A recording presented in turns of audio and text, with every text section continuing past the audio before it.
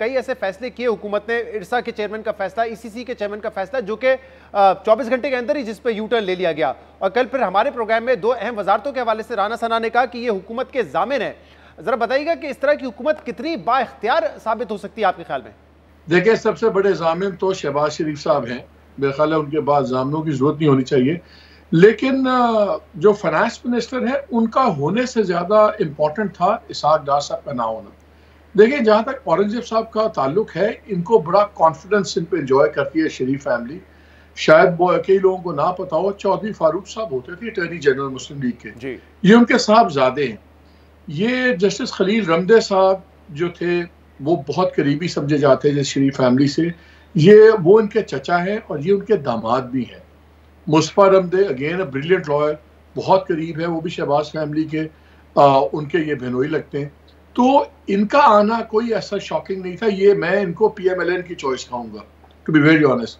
जहाँ तक मोहसिन नकवी वाली बात है, वो बिल्कुल ठीक बात है। वो एक फोर्स्ड इंक्लूजन है और उसमें बिग कॉम्प्रोमाइज वहाँ पे है। लेकिन अब ये भी देखिए कि और क्या हो रहा है शहजाद। मालिक साहब, पहले इस बात का जवाब दीजिएगा, क्योंकि आप कह रहे हैं कि वजीर आजम शहबाज शरीफ के होते हुए किसी जामिन की क्या जरूरत है, लेकिन राना सनाउल्लाह कह रहे हैं कि 2 जामिन हैं हमारी हुकूमत के, ये और इसीलिए इनको ये 2 वजारतें दी गई। तो मेरा आपसे यही सवाल है कि क्या शहबाज शरीफ साहब के होते हुए भी कोई मिसट्रस्ट है एस्टैब्लिशमेंट के साथ, जिसकी वजह से राना साहब ये बात कर रहे हैं? देखिए, इंटीरियर मिनिस्टर की तो इंडक्शन समझ आती है, क्योंकि इंटीरियर मिनिस्टर ने डायरेक्टली डील करना है पीटीआई के इश्यूज के साथ। चाहे वो सड़कों पे इज्तिमा हो या मूवमेंट हो या केसेस रजिस्टर होने हैं, तो वहाँ पे I think hard line trusted man चाहिए था। और जैसा मैंने फाइनेंस का कहा, अगेन आपको याद है आपके प्रोग्राम में मैंने बात की थी, अपने प्रोग्राम से भी कहता था कि सबसे ज़्यादा इम्पोर्टेंस दे रही है जो अब हाइब्रिड रजीम है वो है SIFC को। और SIFC और डार साहब इकट्ठे नहीं चल सकते थे। इन्होंने कोशिश की थी SIFC को अपने नीचे लाने की पहले भी, और उस पर काफ़ी बदमज़गी हुई थी, एक कैबिनेट कमेटी मीटिंग में, कैबिनेट मीटिंग में भी और एक एपेक्स कमेटी मीटिंग में भी। तो इसलिए ये इनका जाना तो ठहर गया था।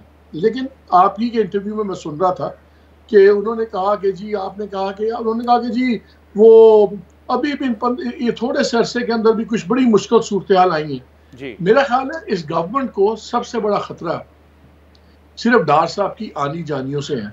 अब ये देखिए, अभी फाइनेंस के अंदर भी क्या तमाशा लगा हुआ था। कल तक ईसीसी जो थी उसको हेड नहीं बनाया हुआ था, फाइनेंस मिनिस्टर को वो प्राइम मिनिस्टर ने अपने पास रखा हुआ था। वो इसलिए रखा हुआ था कि एक मूव चली हुई थी कि वो डार साहब बनना चाहते थे, उन्होंने रोक लिया, उसको डिले किया। आज फाइनेंस मिनिस्टर को मिल गया। All important privatisation committee, cabinet committee of privatisation, उसको अभी भी डार साहब हेड कर रहे हैं। एक कमेटी है गवर्नमेंट टू गवर्नमेंट रिलेशन, जिसमें आप दुबई, कतर, शतर इन सब से डीलें करेंगे, उसमें भी डार साहब ने अपने आप को हेड बनवाया है। अब एक फॉरेन मिनिस्टर है, वो 24/7 की मिनिस्ट्री है, वो उसमें नहीं घुसे हुए, वो अभी भी फाइनेंस में घुसे हुए हैं। और प्राइवेटाइजेशन आपका one of the key elements है इस IMF प्रोग्राम की सक्सेस का। उसमें भी वो घुस गए हुए हैं। G2G, ताकि कतर, UAE जब वो गवर्नमेंट से इन्वॉल्व हो तो उसमें भी इन्वॉल्व हो। ये जो इंटरनल ये टर्फ वॉर है ना, ये सबसे बड़ा खतरा इस गवर्नमेंट की वर्किंग को। और फाइनेंशियल इश्यूज हैं, माशी इश्यूज हैं। लग ये रहा है कि डार साहब अभी छोड़ने पर तैयार नहीं है। और वो कोशिश करेंगे कि की एरियाज को काबू में रखें और किसी तरह ये फाइनेंस मिनिस्टर नाकाम हो, ताकि फिर सारे कहेंगे डार साहब आपके बगैर तो मुल्क चल नहीं सकता, आए और जनाब से गासन संभालें। I think this is a very very dangerous thing. जो तो आप मुझे 2022 का रिपीट बता रहे हैं कि जब डॉक्टर मिफ्ता इस्माइल साहब थे, IMF का प्लान भी बहाल हो चुका था और फिर जो है नून लीग ने रिप्लेस किया और डार साहब को लेकर आए वापस। एग्जैक्टली वो मुझे आप बता दीजिए, अगर आप फॉरेन मिनिस्टर हैं, 24 घंटे की वो नौकरी है, इंटरनेशनल ट्रैवल है, और जो प्राइवेटाइजेशन का पोर्टफोलियो है वो 24 घंटे का इशू है यहाँ पे, क्या आप जस्टिस कर सकते हैं? आप नहीं कर सकते। आप क्यों उसमें घुस रहे हैं? आप क्यों दूसरी कमेटीज के अंदर घुस रहे हैं? अभी मैं उनकी प्रेस कॉन्फ्रेंस सुन रहा था ब्रसेल से जब आए, तो लंदन में जब वो अपनी प्रेस कॉन्फ्रेंस कर रहे थे, वेरी इंटरेस्टिंग। उन्होंने कहा मैं वहाँ गया, वहाँ भी वो अपनी फाइनेंस मिनिस्टर वाली बातें बता रहे थे। मैंने वहाँ इतनी मीटिंग्स की, आपको याद है जब मैं IMF जाता था तो मैंने 2 दिन में 47 मीटिंग्स की, ये मेरा रिकॉर्ड था। और मैं ऐसे समझता हूँ वो he has not given up the finance minister portfolio.